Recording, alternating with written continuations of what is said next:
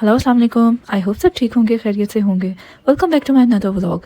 आज के व्लॉग में मैं आपके साथ शेयर करूंगी एक दावत की रूटीन कह लें, मेन्यू कह लें, लेकिन ये एक न्यू मेन्यू था जो मैंने अभी दावत में यूज़ किया था, तो आई थॉट आप लोगों के साथ भी शेयर करूँ। ये दावत पापा के गेस्ट के लिए अरेंज की गई थी जो कि पाकिस्तान से विज़िट पे आए हुए थे और काफ़ी दिनों से बाहर का खाना खा कर बोर हो गए थे। तो पापा ने उनको ऑफ़र किया था कि हमारे गेस्ट बने और हम आपको घर का खाना सर्व करेंगे। आई डोंट नो, जब भी घर में कोई दावत प्लान होती है तो मेरा गोल ये होता है कि मैं किसी ना किसी तरह मेन्यू को चेंज करूँ, न्यू करूँ, क्योंकि जो घर वाले हैं उनको भी थोड़ा अच्छा लगे। ये ना हो कि वो सोचें कि फिर दावत आ गई है, फिर रोस्ट होगा, फिर चावल होंगे और स्वीट डिश होगी और हमें दोबारा से खाना पड़ेगा। गेस्ट तो एंजॉय कर लेते हैं क्योंकि वो न्यू होते हैं हमेशा, लेकिन जो घर वाले होते हैं फिर उनको वो मज़ा और वो क्रेज़ नहीं रहता। सो इसलिए मैंने सोचा कि मैं इस दफ़ा मेन्यू में लैम्ब शैंक ऐड करूँगी। और मेरे लिए भी ये डिफ़िकल्ट था क्योंकि आप लोग को पता होगा लैम्ब शैंक्स को नॉर्मली बनाना भी काफ़ी डिफ़िकल्ट हो जाता है, और ये तो मैं फिर दावत के मेन्यू में ऐड कर रही थी। दैट मीन्स कि ऑलरेडी टाइम के आने से पहले एंजाइटी होती है कि अच्छी बनेगी या नहीं, आपका एक मेन आइटम कम हो जाएगा अगर कुछ डिसमिस हो गया, कुछ ख़राब हो गया। खैर मैंने यहाँ पे उसकी मैरिनेशन शुरू कर दी थी। लैम्ब शैंक को मैंने अच्छे से क्लीन किया। फ़र्स्ट ऑफ़ ऑल सॉल्ट और विनेगर के वाटर में जितनी उसके डर्ट थी, जो भी था, वो सारी निकल गई वहाँ से। फिर मैंने इसको कट्स लगाए, डीप कट्स लगाए लैम्ब शैंक को, और मैंने ओवरनाइट के लिए मैरिनेट करने के लिए रख दिया। मैंने लेमन जूस लगाया, सोया सॉस लगाया, ऑयल और जो भी स्पाइसेस, जो भी टेस्ट आप देना चाहें। इसकी एक बहुत मज़े की मैरिनेशन होती है सफ़रान के साथ। नेक्स्ट टाइम मैं वो भी ट्राई करूँगी और आप लोगों के साथ शेयर करूँगी, लेकिन फ़िलहाल मैंने देसी टच में ही किया था। नेक्स्ट चीज़ मैंने रात को करनी थी, जो मैंने कर ली थी रात को, मैंने खीर बनाकर रख दी थी फ्रिज के अंदर। खीर को मैंने सुबह उठकर गार्निश कर दिया। मेरे पास 3 तरह के नट्स थे जिनको मैंने क्रश किया और लाइन्स के साथ मैंने उनको ऐड कर दिया। मैंने रात को गार्निश इसलिए नहीं किया क्योंकि मुझे सोगी नट्स बिल्कुल नहीं पसंद थे और आई वांटेड कि वो क्रंच रहे खीर की स्वीटनेस के साथ। सो इसलिए मैंने सुबह ही इसको किया। ऑलमोस्ट हाफ डे गुजर चुका था तो फिर मैंने लैम्ब शैंक्स की प्रिपरेशन स्टार्ट कर दी थी। जब भी आप लैम्ब शैंक बनाएं, अगर आप स्टीम करना चाह रहे हैं या बेक करना चाह रहे हैं, this is really great tip.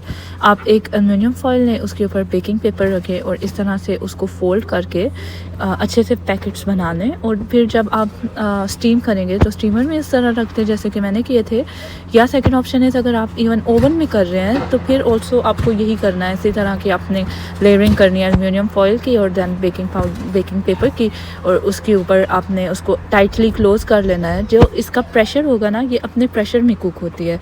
जब आप देखेंगे थोड़े टाइम के बाद ओवन में भी वो जो पैकेट और या जो सील आपने क्रिएट किया हुआ होगा वो काफ़ी ज़्यादा एरी और फ्लफ़ी सा हो जाता है, और उससे फील होता है कि काफ़ी इसमें मतलब प्रेशर रहा है। जैसे कि प्रेशर कुकर में भी चीज़ प्रेशर से ही पकती है, इसी तरह ये लैम्ब शैंक जब इन दोनों शीट्स के प्रेशर में जाती है तो बहुत अच्छे से कुक होती है। मैं यहाँ पे स्टीम कर रही थी और स्टीम के फ्लेवर को थोड़ा एनहांस करने के लिए मैंने सिनेमन यूज़ किए थे पानी के अंदर, और इसका फ्लेवर बहुत ही ज़्यादा स्ट्रॉन्ग था।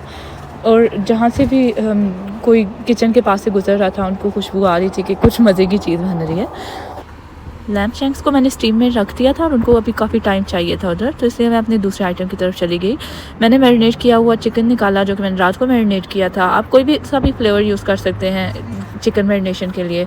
और फिर मैंने इनको ओवन में असेंबल करके रख दिया था, और साथ मैंने कुछ वेजेस भी रख दिए थे जो कि मैं जब मीट ऑलमोस्ट कुक हो चुका होगा उसके ऊपर रखूँगी, और जो भी एक्स्ट्रा टाइम होगा उतनी देर में वेजेस प्रिपेयर हो जाएंगी और मीट में भी उनका फ्लेवर चला जाएगा और वेजेस में मीट का फ्लेवर आ जाएगा। ये बहुत मज़े की एक डिश बन जाती है। उसके बाद मैं सैलड्स की तरफ आ गई थी। मैंने सारा सैलड यूलियन में कट कर दिया था, अनियन भी, कुकम्बर्स भी और लेटस भी, और इसके बाद मैंने एक ड्रेसिंग यूज़ की थी और साथ में मैंने चटनी भी बना रही थी। अभी मेरे लैम्ब शैंक्स डन हो चुके हुए थे। अभी मैं आपको एक पैकेट खोल कर दिखा रही थी और मैं ऊपर से भी दिखा रही थी कि कितने वो मोटे मोटे हो चुके थे। इस तरह से स्टीम करें। हालांकि लैम्ब शैंक आपको पता है कि थोड़ा हार्ड मीट होता है, लेकिन इतना वो फ्लेवरफुल था, इतना जूसी, इतना सॉफ्ट और इतना टेंडर हो चुका था कि मेरी सारी थकन उतर गई देख के। हालांकि मैं सोच रही थी पता नहीं कैसा बनेगा।